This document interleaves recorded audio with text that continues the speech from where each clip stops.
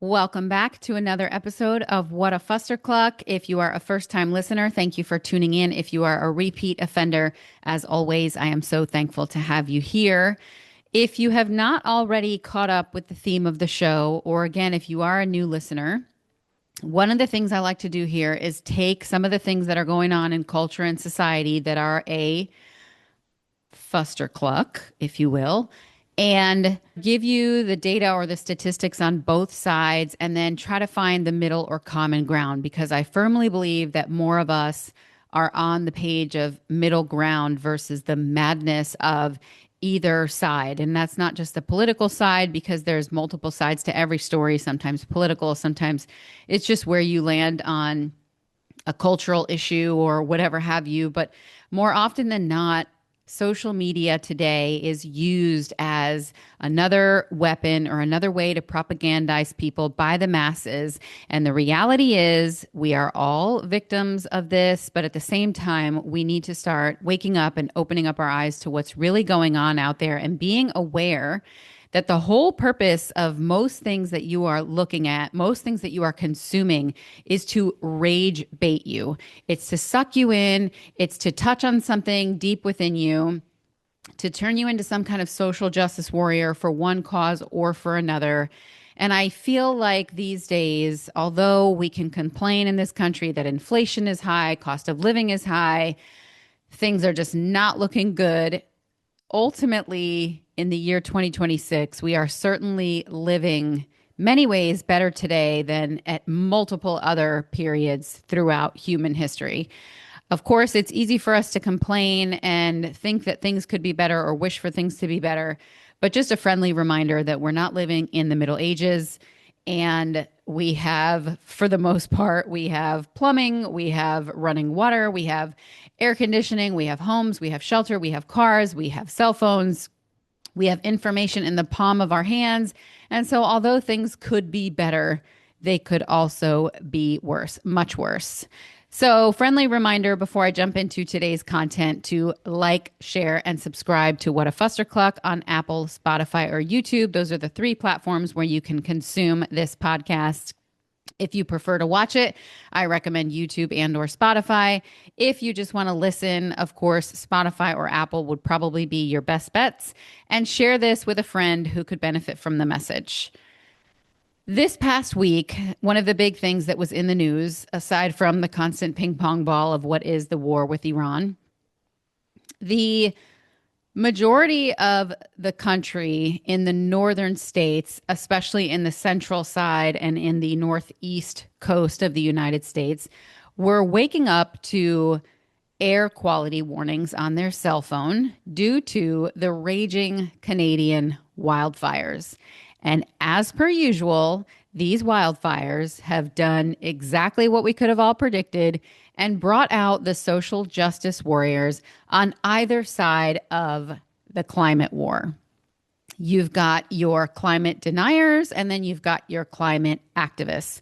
People such as Crystal Ball, for instance, were posting on X saying, oh, I guess you can't deny the climate change now. And of course, pointing to the Canadian wildfires. And I think that there's a middle ground to be had here so that we can understand that climate change is a real thing, but it is not as humongous an issue as some climate activists will have you believe. So I'm going to give you some of those statistics, some of that information today, and some of the things that I have learned when it comes to climate science and how you can be a little bit more level-headed about the conversation. Both camps essentially cherry pick evidence to win an argument instead of to understand the actual problem.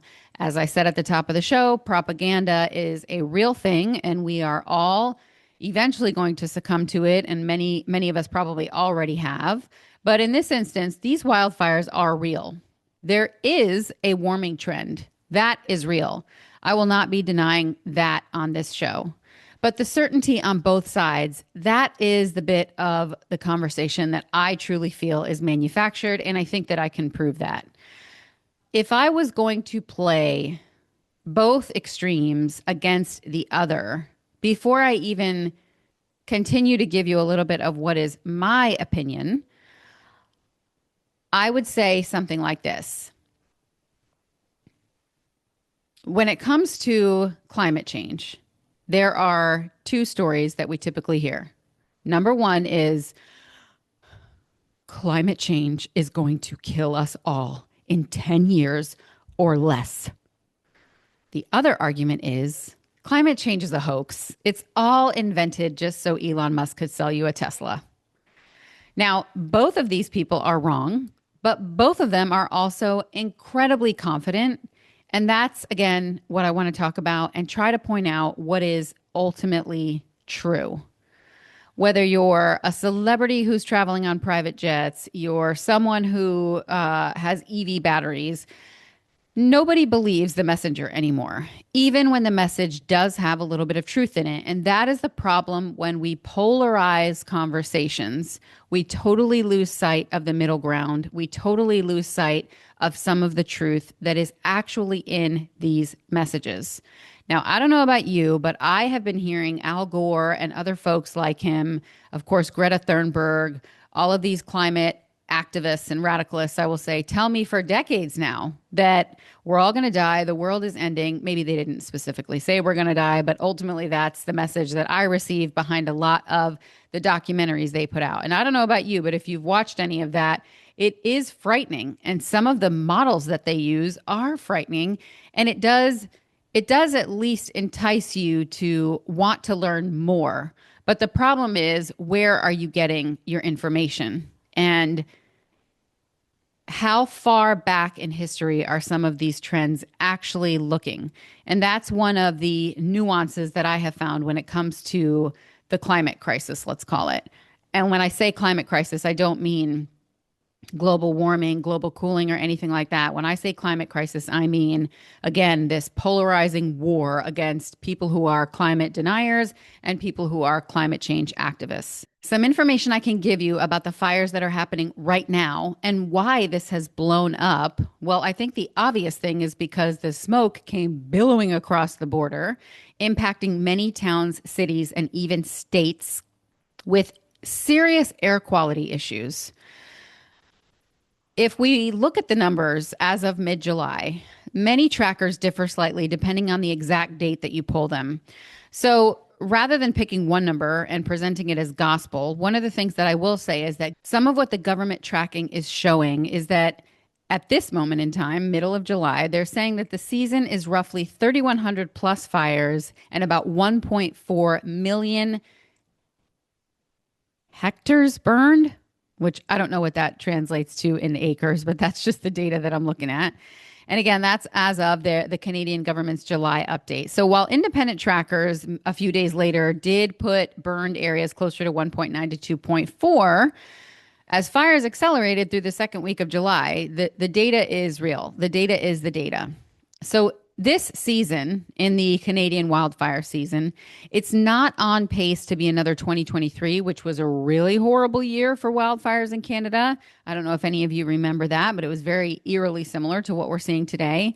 But in 2023, 18.5 million hectares were burned. And apparently that was the worst on record. In fact, it's actually running behind 2025's pace at this same time last summer. It's just that it woke up Americans and brought us back into the conversation again, not because of the scale of these fires, because you just heard what those numbers look like compared to 2023, but it's where the smoke is going. The hardest hit provinces in Canada right now are Ontario, Manitoba, and Saskatchewan. Thousands of people have been under evacuation orders. I mean, it is utterly frightening to look at what is actually going on there.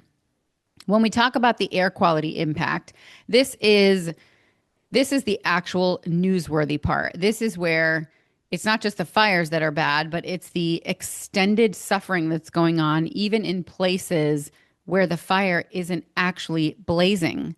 Smoke plumes pushed south starting in mid-July, which triggered, again, those air quality alerts that I mentioned across the Midwest and the Northeast for an estimated 120 plus million Americans. Cities with air quality readings well above hazardous include Chicago and Detroit. Places like Pennsylvania moved from a code red to a code purple alert. And Washington, D.C. sat under code red, which basically means unhealthy for everyone. New York City's skyline turned orange and hazy, very reminiscent of the 70s. Vermont, New Hampshire, and Maine saw the same yellow-brown haze roll through. I mean, the distance that this actually spread is phenomenal. Health guidance was being issued in real time. People were being told, limit strenuous outdoor activity, keep windows shut, run high-efficiency air filtration systems, consider an N95 mask when you're outdoors, especially during periods of heavy smoke. Fine particulate from wildfire smoke is linked to increased risk of heart attack, stroke, and respiratory complications, on top of the immediate coughing, dizziness, and fatigue that some people do report and do feel when they go out in conditions like that. So why did these fires specifically reignite the fight? This is what I've been repeating over and over, I think, since I started this episode. It's not the wildfire acreage that reignited the climate argument. It's that, again, millions of Americans in cities that never think about Canadian wildfires woke up to those orange skies and a phone alert. There is a visceral personal trigger for this year's particular fires, which is very different from the statistics. Visceral triggers are exactly what causes people to reach for their pre-existing narrative instead of asking what is actually going on. One camp sees smoke over Manhattan and says, see, it's a climate crisis, while the other sees the same smoke and says, wildfires happen every year. This is total fear-mongering. Either way, it doesn't matter. Both reactions happen within hours of each other, as they usually do, and before almost anyone has looked at the actual data, they are already throwing slings and arrows. The gap between the visceral reaction and the actual data is basically the premise of this episode. I want you to notice just how fast people picked a side before anyone even had the data. And let's just go back to what I originally mentioned, which is that the wildfires this year don't seem to be on track to be nearly as bad as the fires in 2023. And yet it doesn't matter. It's a talking point nonetheless. It is a problem nonetheless, especially when the smoke starts rolling into our country. But my question is, has the climate always changed? And the answer is yes.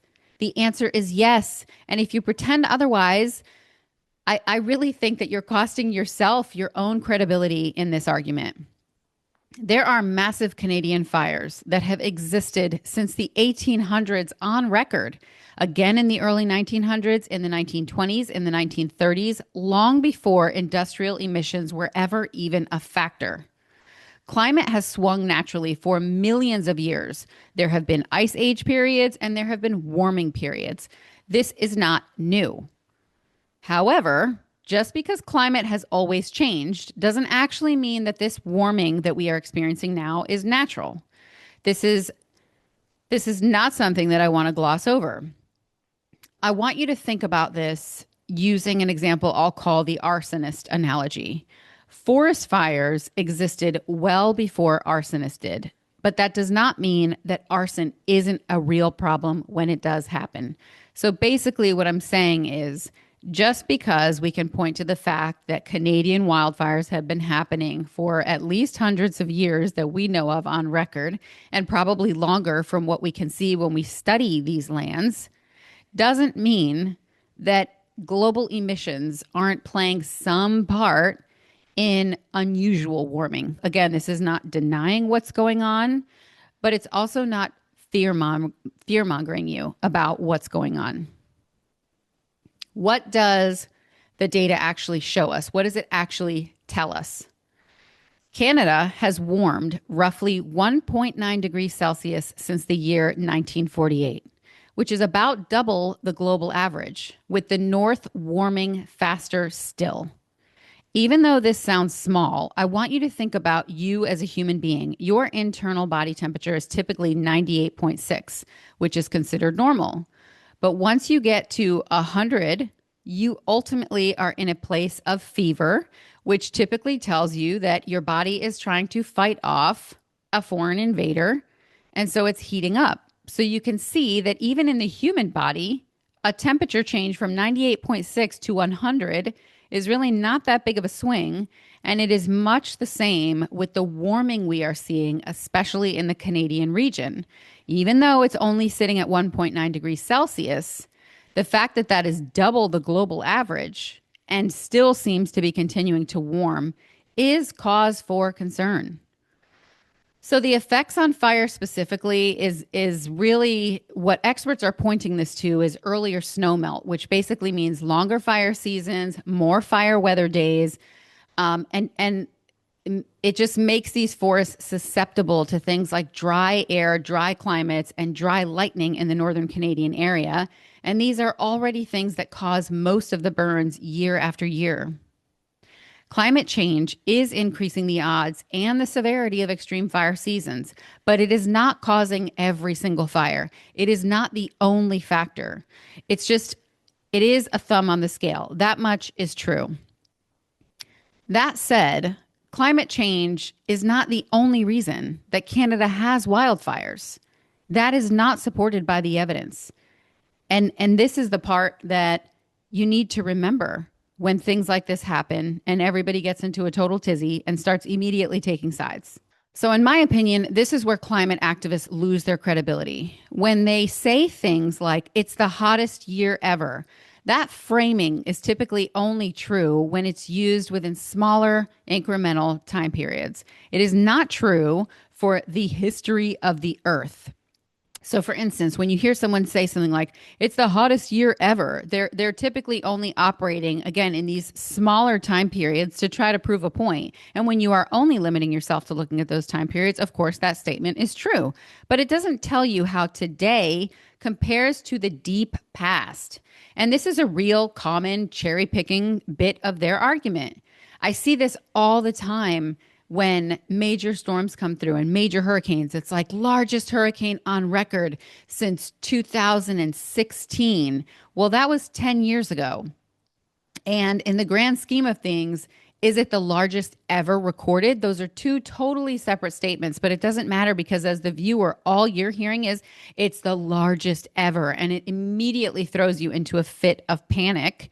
And this is the part that I want you to be cognizant of is listen to the words that they're using, listen to the framing. And when they give you those clues, those little bits of time periods, remember basically what they're leaving out is that we've been here before. And in fact, it's been worse before. But all they care about is keeping you tuned in. So they're going to use really radical rhetoric to try to prove their point and keep the eyeballs on the screen, regardless of whether we're talking about weather or anything else. That's just how the attention economy works.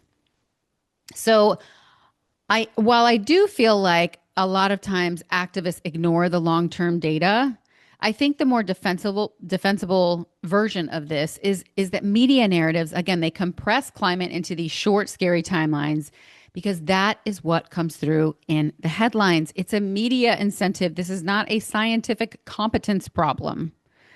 And I also know that you hear people say all the time, and I'm guilty of this myself, is that some of the most obnoxious voices when it comes to the climate are the same people who ride around in private jets. And many people will point this out as celebrity hypocrisy, which is true. But that said, this person might not necessarily be a hypocrite. It's just that, their heart might be in the right place. But it's absolutely laughable, the hypocrisy in the argument. And I also really despise the fact that nobody gives the United States credit for the amount of emissions that we have reduced. And everybody wants to just go absolutely nuts and go absolutely berserk while places like China and Brazil are burning coal and really contributing to the emissions. And it's like we have no control over those countries. So unless we come together as a globe on this, that's the other unfortunate part is that will there ever be long and meaningful change? And when I think of climate skeptics, the people on the other side of this argument, I just talked to you about where climate activists lose credibility. And now I want to talk to you about where climate skeptics lose their credibility. Oftentimes they ignore or downplay the actual measurements, the regionally specific warming trend, and the fire weather data. Treating climate has changed before as a full rebuttal Sometimes when climate skeptics use the argument that, oh, climate's changed before, it's not really a true and full rebuttal. And when we talk about the EV and the battery argument, it's very interesting because lithium and cobalt mining have real environmental and ethical costs. This is true. But the honest comparison isn't EVs are bad and EVs are perfect, or EVs are bad and EVs are perfect. It's truly a trade off. It's one trade off versus another trade off because the reality is, while we can point to the argument that EV batteries are also bad and lithium and cobalt mining also have real environmental consequences to them, this doesn't also negate the argument that oil extraction, oil spills, and combustion pollution are also bad. The real question is which trade offs we're actually willing to accept, not which side gets to claim that they are the pure side. And the truth of the matter is, you cannot wave your magic wand and just immediately pull gas powered cars off the road and think that you're going to solve the problem. You need to think about electric cars and what gives you your electricity. How is that coming to you? How are you charging your car? You are pulling from the grid. And what is going to happen when we have all of these electric cars and everything runs on batteries? Where will the batteries go? What does the disposal look like? What does that do to the environment? All of these are bad all at the same time.